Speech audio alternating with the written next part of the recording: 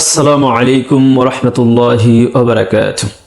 আলহামদুলিল্লাহ ওয়াসসালাতু ওয়াসসালামু আলা রাসূলিল্লাহি ওয়া বা'দ। প্রিয় দর্শক, আজকে আলোচনা করব ইতিকাফের বিষয়টি। ইতিকাফ হচ্ছে আল্লাহ তাআলার সন্তুষ্টির উদ্দেশ্যে পবিত্র মসজিদে উপস্থিত হওয়া এবং সেখানে বসে আল্লাহ তাআলার ইবাদত বন্দেগী, জিকির, আজকার, তাসবিহ, তাহলিল ইত্যাদি করা, যেগুলো সবটাই হবে আল্লাহ তাআলার সন্তুষ্টির জন্য। তাহলে সেটি ইতিকাফ হিসাবে আল্লাহ তাআলার নিকটে গণ্য হবে। দ্বিতীয় হিজরিতে রমজানের সিয়ামটাকে আল্লাহ তাআলা ফরজ করে দিয়েছেন। ফরজ হওয়ার পর থেকে রাসূলুল্লাহ সাল্লাল্লাহু আলাইহি সাল্লাম তার জিন্দেগিতে অর্থাৎ মৃত্যুর আগ পর্যন্ত 9 বছর তিনি সিয়াম সাধনা করেছেন, সিয়াম পালন করেছেন, যেটা ফরজ হিসাবে আদায় করেছেন।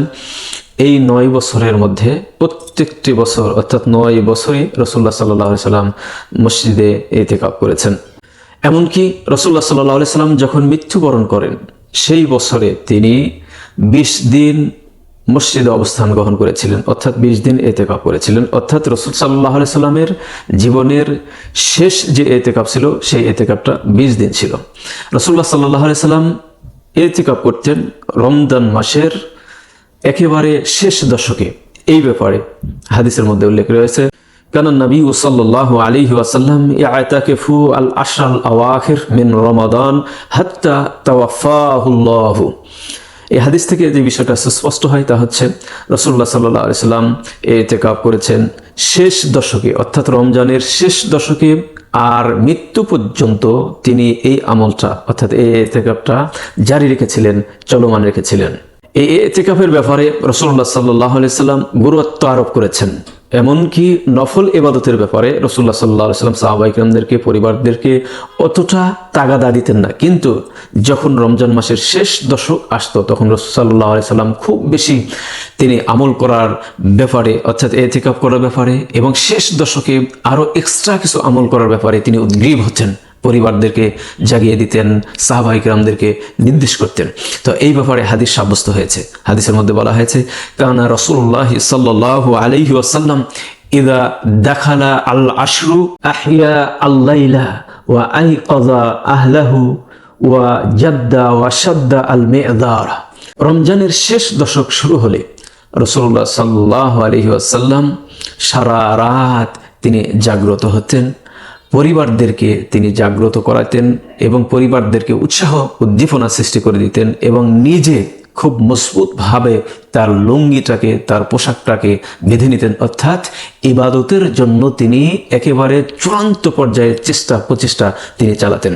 এই ইতিকাফে বসে রাসূলুল্লাহ সাল্লাল্লাহু আলাইহি সাল্লাম যে বিষয়টি বেশি তালাশ করতেন তা হচ্ছে লাইলাতুল কদর। লাইলাতুল কদর হচ্ছে সর্বশ্রেষ্ঠ রজনী, যেই রাত্রিতে আল্লাহ তাআলা কোরআনে কারীম নাজিল করেছেন। আল্লাহ তাআলা বলছেন, ইন্না আনজালনাহু ফি লাইলাতিল কদর। কদরের রাত্রিতে আমি কোরআন নাজিল করেছি। আবার অন্য আরেকটা আয়াতের মধ্যে আল্লাহ তাআলা বলছেন, ইন্না আনজালনাহু ফি লাইলাতিন মুবারাকাতিন। বরকতময় রজনীতে আমি এই কোরআন নাজিল করেছি।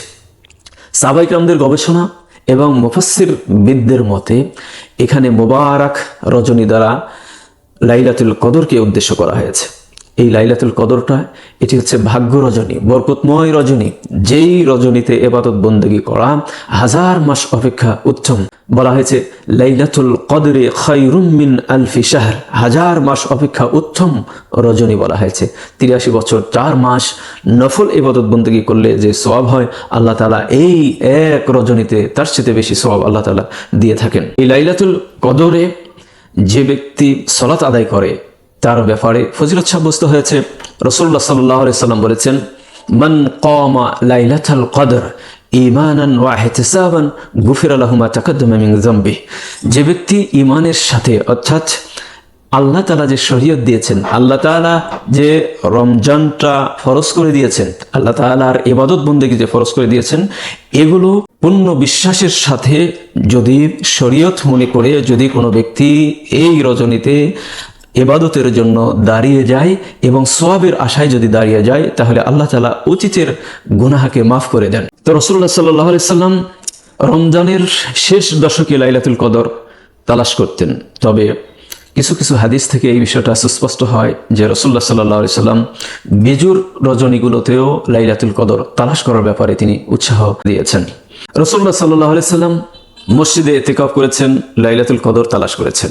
তবে যে ব্যক্তি মসজিদে এতেকাফ করবে তার কিছু শর্ত রয়েছে, সে শর্তকে পালন করেই তাকে এতেকাফে বসতে হবে। যেমন কোনো ব্যক্তি যদি এতেকাফ করতে চায় তাহলে সর্বপ্রথম যে কাজটি করতে হবে, নিয়তটাকে সহি শুদ্ধ করে নিতে হবে। এরপরে এতেকাফটা হতে হবে মসজিদে, অর্থাৎ যে জামে মসজিদে বসতে হবে, এবং বড় বড় ধরনের অপবিত্রতা থেকে রক্ষা পেতে হবে। এটি হচ্ছে এতেকাফের জন্য শর্ত। তবে এতেকাফরত অবস্থায় কিছু কিছু কাজ এতেকাফকারীর জন্য বৈধ হতে পারে। যেমন একান্ত প্রয়োজনে যদি কথা বলার প্রয়োজন হয় তাহলে অন্যের সাথে কথা বলতে পারে। এরপরে চুল আঁচড়াতে পারে, উপকারী কথাবার্তা সেটা মসজিদে বসে সে আলোচনা করতে পারে। কিছু কিছু কর্ম, কিছু কিছু কাজ করলে এতেকাফটা বাতিল হয়ে যায়। তার মধ্যে অন্যতম হচ্ছে ইচ্ছাকৃতভাবে যদি কোনো ব্যক্তি মসজিদ থেকে বের হয়ে যায় তাহলে তার এতেকাফ বাতিল বলে গণ্য হবে। এতেকাফরত অবস্থায় যদি স্বামী স্ত্রী মিলন করে তাহলে সেই এতেকাফটা বাতিল বলে গণ্য হবে। আর এতেকাফ ভঙ্গ করার ইচ্ছা যদি পোষণ করে তাহলে এতেকাফ ভঙ্গ হয়ে যাবে। এতেকাফরত অবস্থায় যে যে কাজগুলো করতে হবে তা হচ্ছে 5 ওয়াক্ত সালাত জামাতের সাথে আদায় করতে হবে, রমজানের সিয়ামরত অবস্থায় হতে হবে, বিশেষ করে নফল ইবাদতের ব্যাপারে বেশি গুরুত্ব আরোপ করতে হবে। বিশেষ করে সালাতুদ দুহা রয়েছে, জোহরের পূর্বের সালাত রয়েছে, এরপরে সুন্নাতের আতে বা নফল কিয়ামুল লাইল, এই সমস্ত ইবাদত বন্দেগীতে সে ব্যস্ত থাকবে। জিকির, আজগার, তাসবিহ, তাহলিল এবং ভালো ভালো যত কাজ আছে মসজিদে বসে করা যায় সে সমস্ত কাজগুলো করবে। বিশেষ করে কোরআন তেলাওয়াতের ব্যাপারে সবচেয়ে বেশি মনোযোগী হবে। কোরআন তেলাওয়াত করবে, কোরআন বুঝিয়ে পড়ার চেষ্টা করবে এবং মসজিদে বসে অন্যকে কোরআন শিক্ষাও দিতে পারে, এই ক্ষেত্রে কোনো সমস্যা নেই। এই এতেকাফরত অবস্থায় কোনো বাজে কথা, আজে বাজে কথা এগুলো বলা যাবে না। আর এই এতেকাফের দুটো ধরন আছে, একটি হচ্ছে সুন্নাত এতেকাফ আর একটি হচ্ছে ওয়াজিব এতেকাফ। ওয়াজিব হয়ে যায় তখন যখন সে মানত করে বসে, অর্থাৎ মজবুতভাবে সে প্রতিজ্ঞা করে, তখন সেটা বাধ্য সেই এতেকাফে বসতে পারে। আর সুন্নাত এতেকাফ এটা যে কোনো সময়েও বসতে পারে, কোনো সমস্যা নেই, তবে রমজান মাসে বসাটা উত্তম।